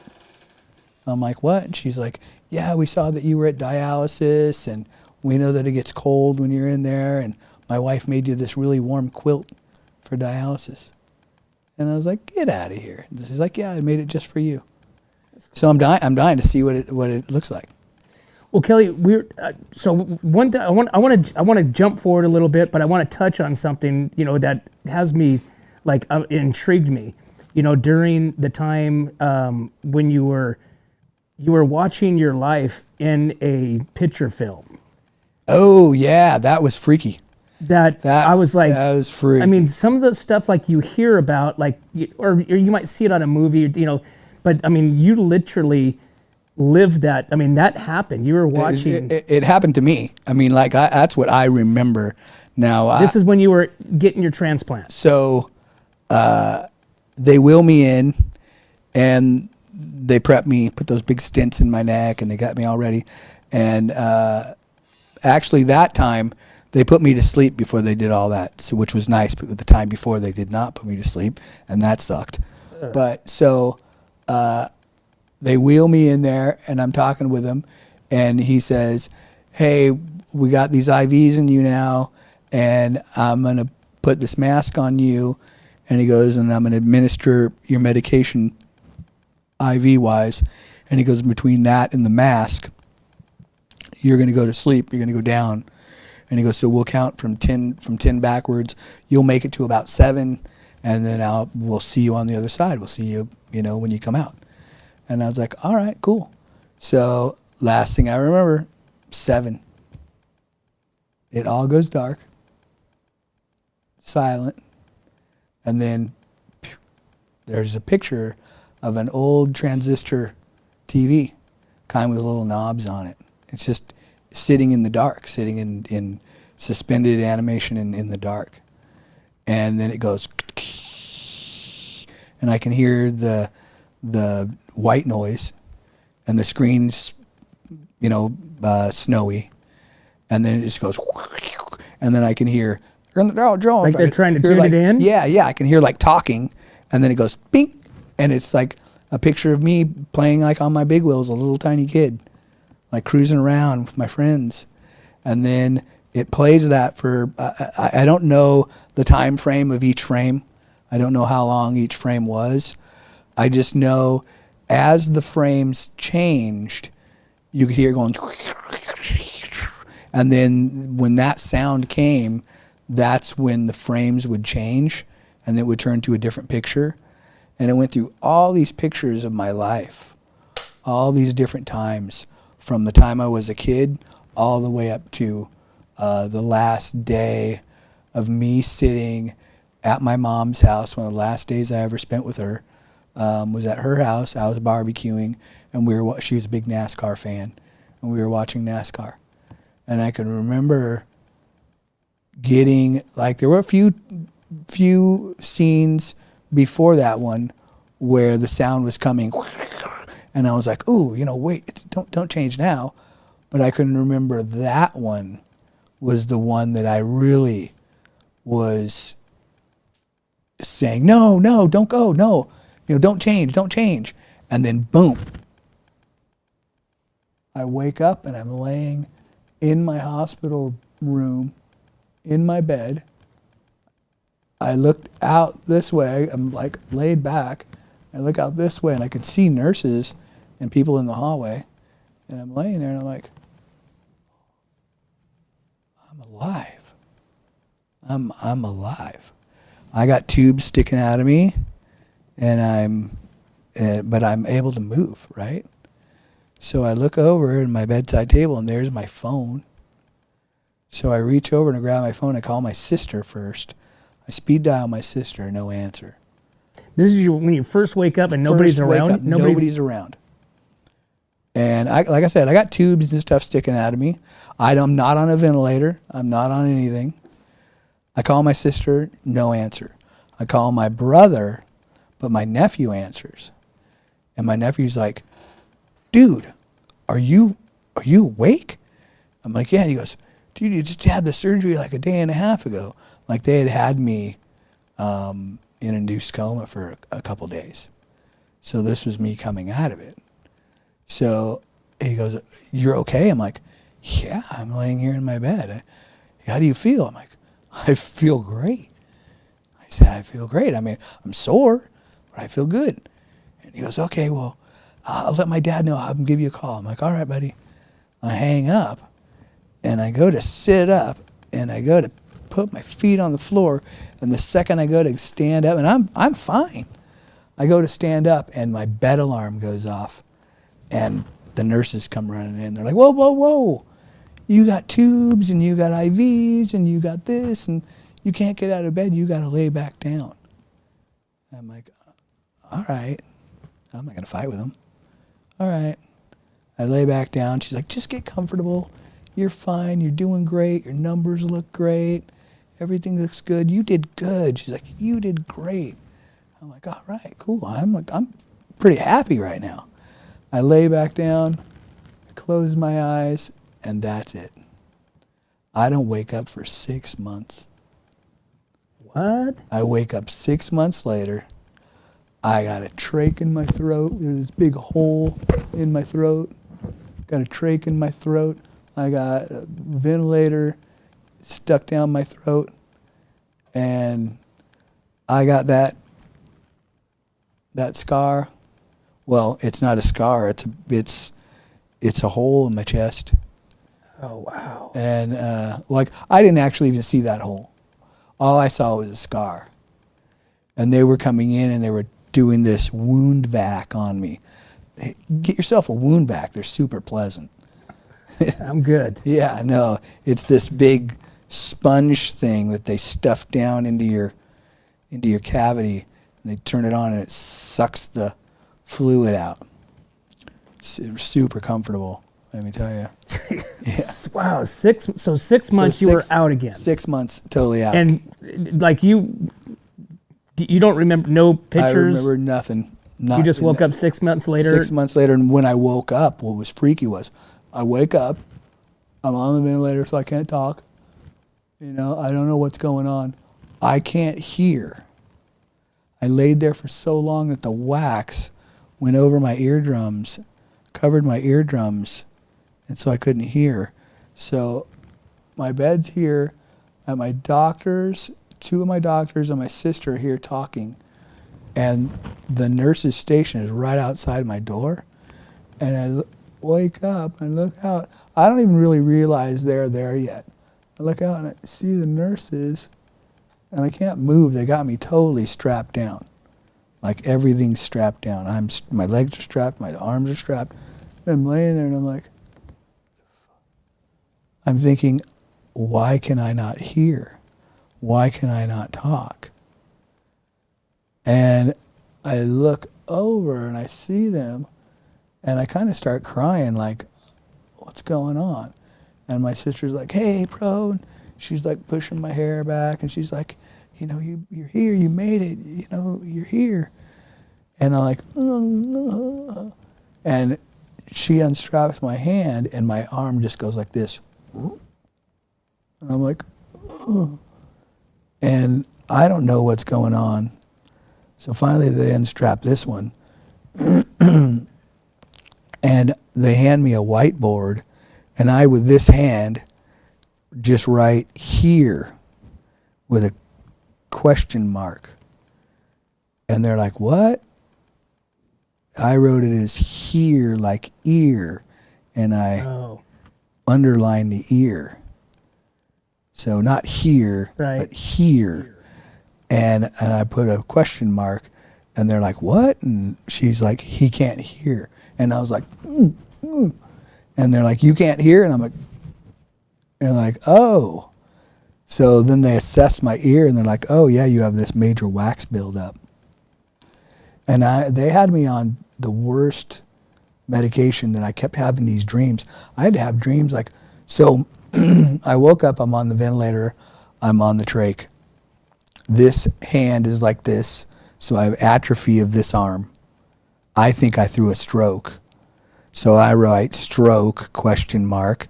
They say to me, no, you didn't throw a stroke, it's atrophy. So you just need to work that arm out. It's like my muscles just got all freaked out. So they basically just told me, you're going to be okay. You just got to work everything out. So I had a dream that my doctors took me outside to the Stanford sign and laid my head on the Stanford sign and pulled wax out of my ear. That was a dream I had. Had all these freaky dreams. I had this light above my bed. That was the light when they would do things like take stitches out or whatever. It's a super bright light that would beam down. Mm-hmm. Like they never turned it on unless they were using it to work on you. And that light had this like thing around it. And I kept seeing that fill with blood. And I thought that it was going to drip on me. The blood's going to drip on me. My clock in my room kept like going, like would shake. It would be 6 o'clock 1 minute, and it would be 2 o'clock the next minute. I wouldn't know if it was daytime or nighttime. I was going through. Was that you going in and out of consciousness? Yeah. And then I was in major like depression, major freaking out. I thought people were after me. I thought people were trying to hurt me, trying to kill me. Yeah, it was not good. It was, when you're on drugs for that long, really starts messing with your psyche. What an experience. But I mean, fast forward to, the last year, I mean, you have made this remarkable, you had a long journey, right? I mean, what was the journey from there to now? How many years was that? I got just a year. So I got out of it. Was it a year ago that you got your heart? I got, it was Mother's Day. This coming Mother's Day will be,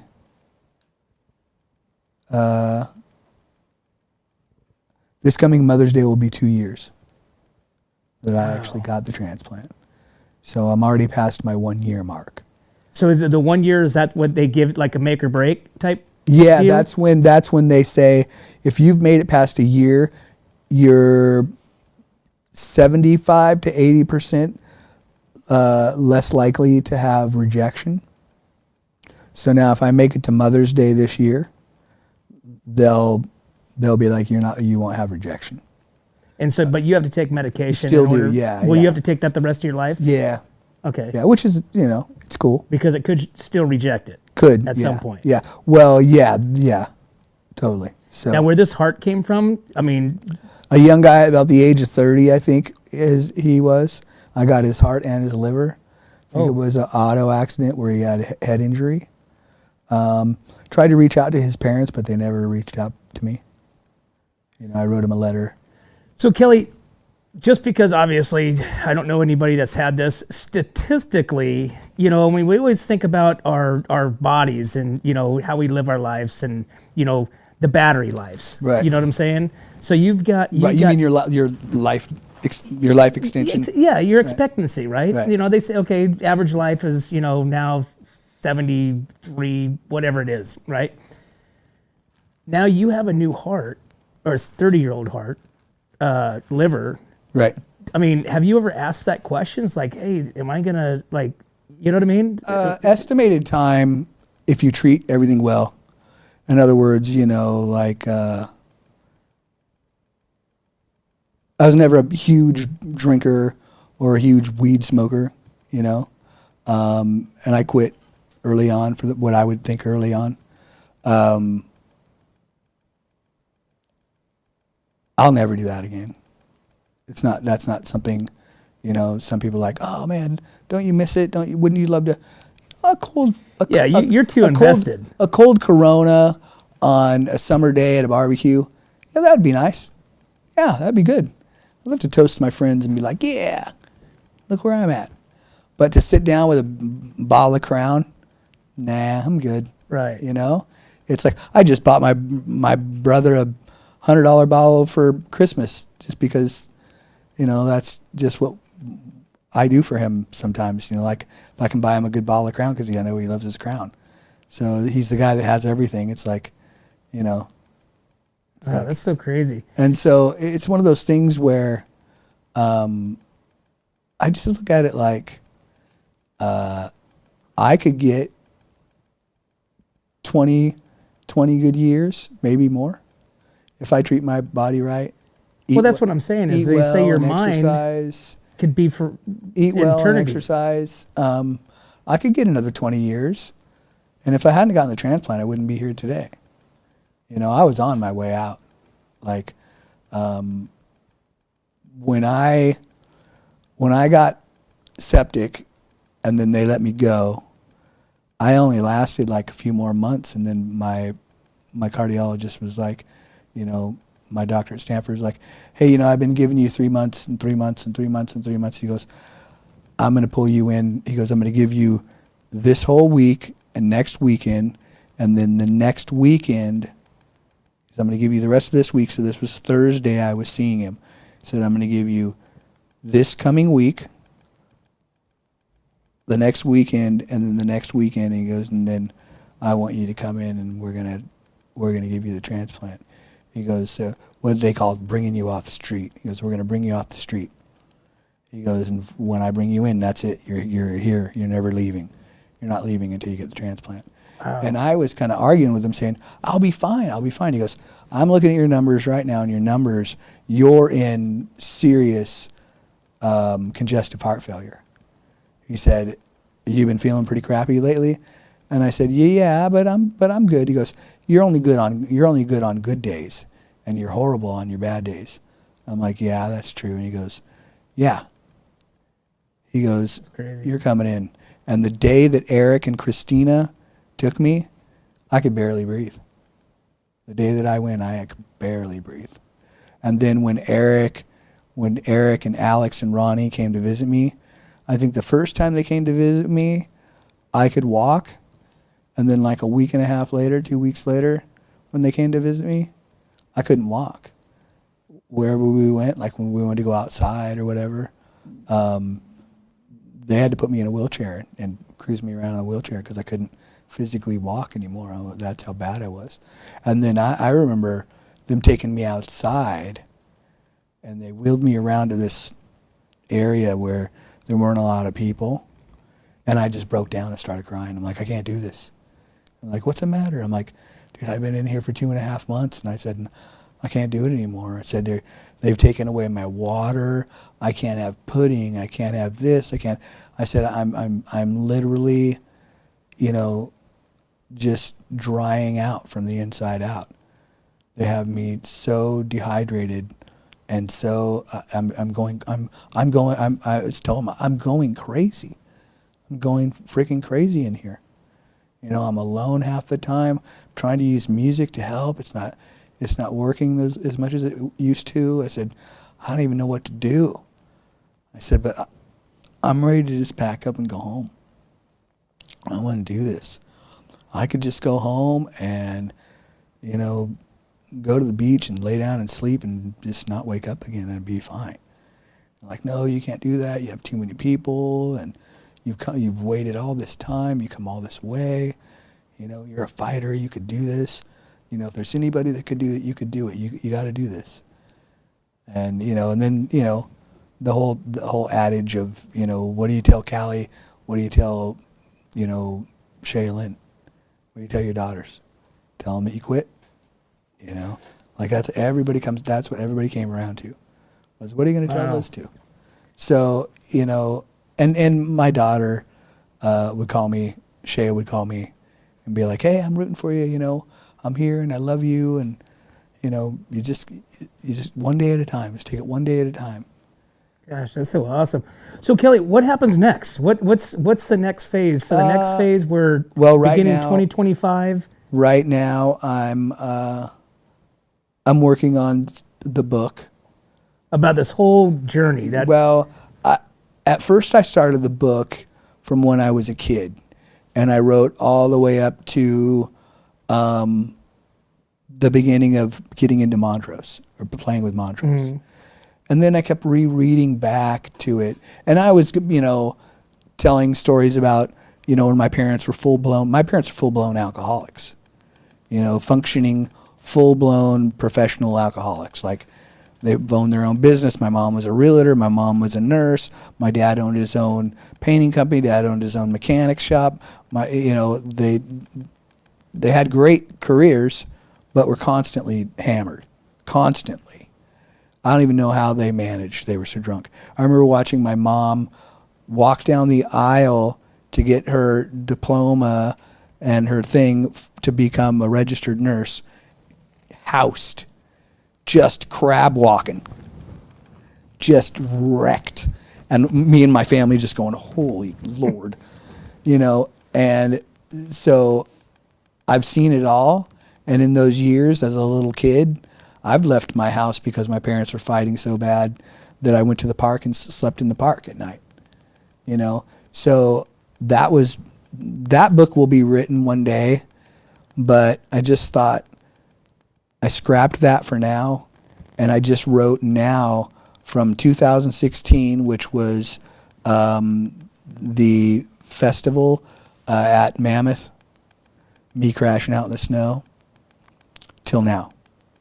So that's where. So that's the book that you're working on now. That's the book I'm working on now, and right now, I just got admitted into Stanford, and I mean, there's so many dark days even just before the transplant. Like, there's the first time they came in and said, hey, we have a heart and liver for you, and this was the second time they offered me one. Then they came in like an hour later and said, yeah, no, we don't have one for you. And I got all bummed out, and my nurse said, you know, she told me something that was, I'll remember it the rest of my days. She said, I know you're upset, and I know you're bummed out. She goes, but you always have to remember that it didn't happen unless you have the scar. And when she said it to me, it didn't take. Then when she left the room, I thought, what the hell is she talking about? Oh. It didn't happen unless I have the scar. It didn't cut you open? Right. So I always took that like, okay, well, no matter what they say to me, we're going to give you a transplant. They could even put me to sleep, but if I wake up and I don't have a scar, then it didn't happen. So it didn't happen if you don't have the scar. So I take that as, you know, that's pretty good, you know. That's crazy. Pretty cool. So, you know, I'm just working on the book, trying to work on some different music. I want to step away from the rock thing. I'm not kind of going to give up exactly what I'm doing, but it's something totally different than the rock thing. And I've already got a band going. So, start wearing a cowboy hat, maybe? It's quite possible. I don't know if I'll wear a cowboy hat, but I might be donning some boots. Uh-oh. So that's one of my favorite genres, but I'm not letting the cat out of the bag yet. And then a really good friend of mine hit me up yesterday about like an 80s pop band type thing, In Excess and stuff like that.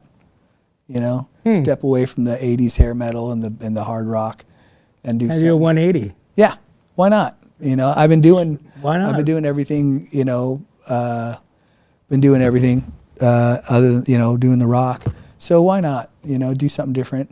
And other than that, you know, I have dialysis 3 days a week, and I'm trying to get in the gym as much as I can, which I kind of been failing at that right now. I've been really trying to work in my garage, get my garage all straightened out. I've done a lot of work in there. I have a home gym in there, so I'd like to get that all taken care of. My next thing is to sweep my floor out and get some carpeting in there so I can set up my gym. Then that way I can work on that. And then I like to save up some money some way. I might sell one of my guitars. I'd like to get a infrared sauna, like a small one. It's like a one-person one. Oh yeah, those are good. Really good for me. Like I talked to my doctor already about it. He's like, have you been into one? Oh yeah. Well, not an infrared. I used to always go the steam sauna, which I love that. Would go to the steam sauna in San Luis, and that was good. Really loved that. But now that I'm immune compromised, the steam sauna isn't a good idea for me, just because of lung function. You know, pulmonary function. If you have a weaker pulmonary function, a steam sauna isn't great for you for bacteria purposes. Mm-hmm. And then me being immune compromised. But a infrared sauna is perfect for me. So if I could get one, just a small, cheap one, like my nephew just found one for $500. So I just got to keep looking. Well, I might have an idea for you on that one. So really, okay, yeah. cool. So we'll chat after we're done. All here. right, and then, you know, I have some other things that I'd really like to do. You know, that I'm extremely interested in, and not trying to let the cat out of the bag on that either until I know further. But those are what I'm doing. I really want to work on the book and get the book done. My thing is trying to figure out how to get it published. You know, it's not cheap. So it's one of those things. My roommate just got published, and she said that hers wasn't cheap, and hers is a small book. I don't even know if I could, like, her book is only like that big, and I don't know if I could get everything that I have to say into a book that small. Well, like I said, that's why you can have multiple books. Yeah. So it might have to be a part 1 and part 2.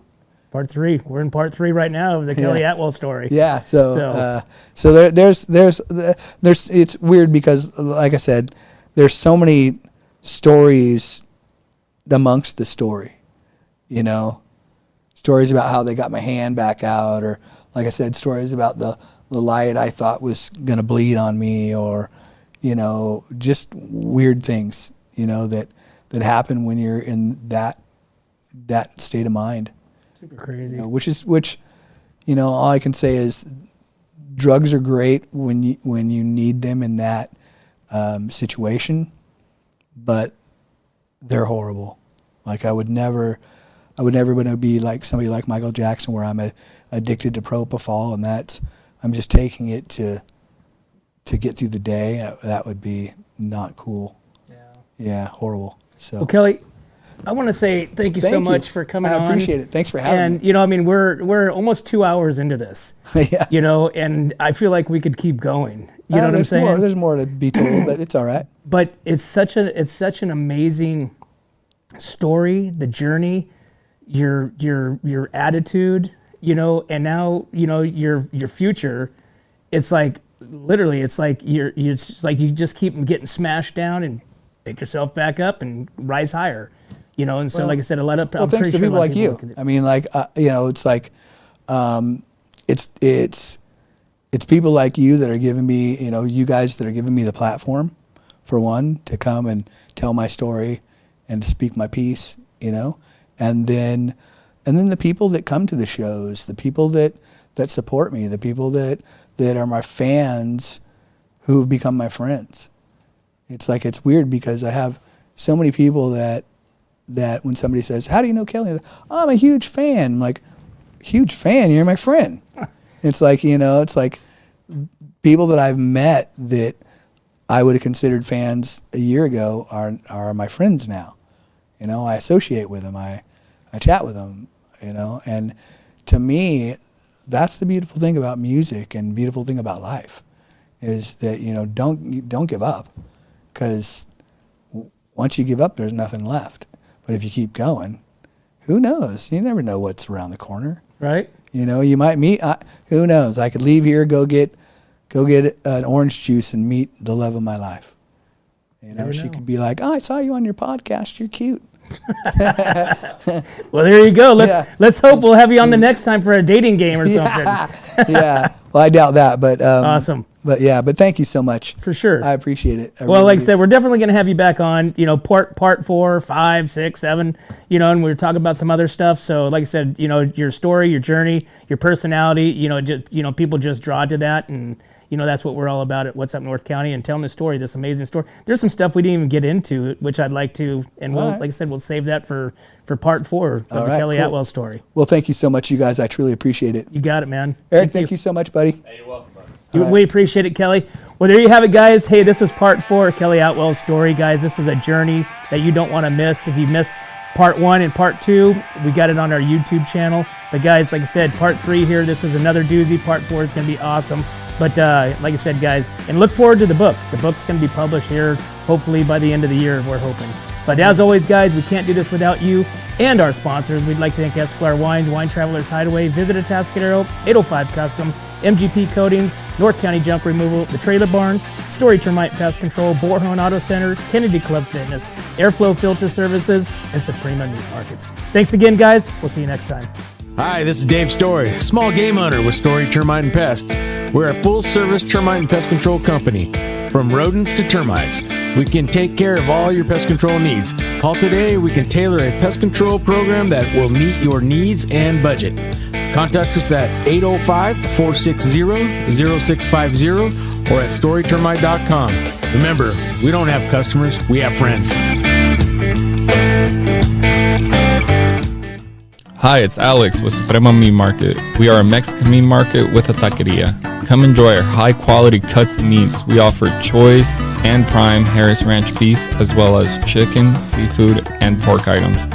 In the taqueria, all of our tacos come with handmade tortillas. We also offer specialty items like chilaquiles and chile rellenos.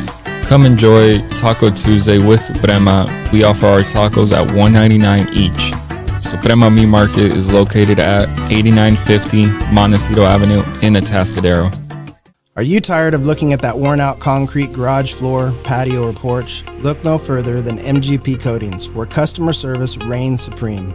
Our team goes above and beyond to ensure your satisfaction every step of the way. Before we even start coating, we meticulously repair your concrete, ensuring a flawless finish that lasts. And here's the best part.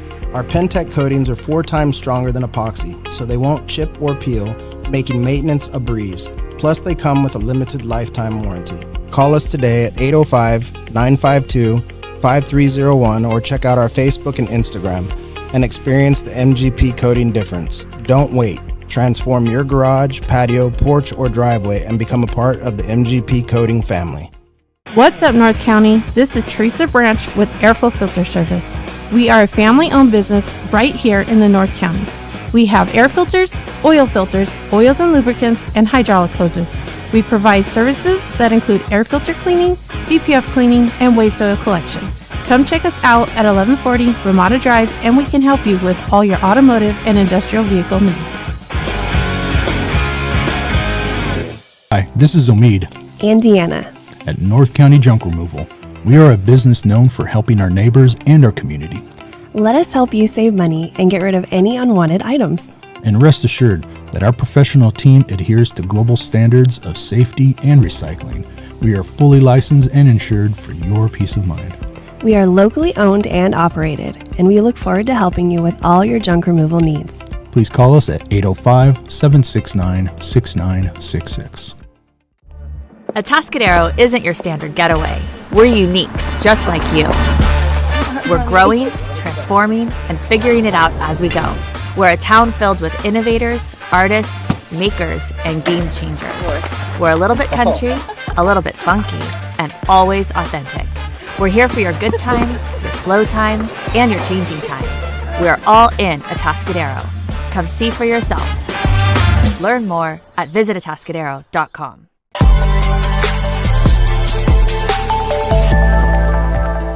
Hi, welcome to Kennedy Club Fitness, where we have something for everyone. We have weights, cardio, group exercise classes, racquetball, basketball, swimming, and pickleball coming soon. Here at Kennedy, we're committed to health, wellness, and community.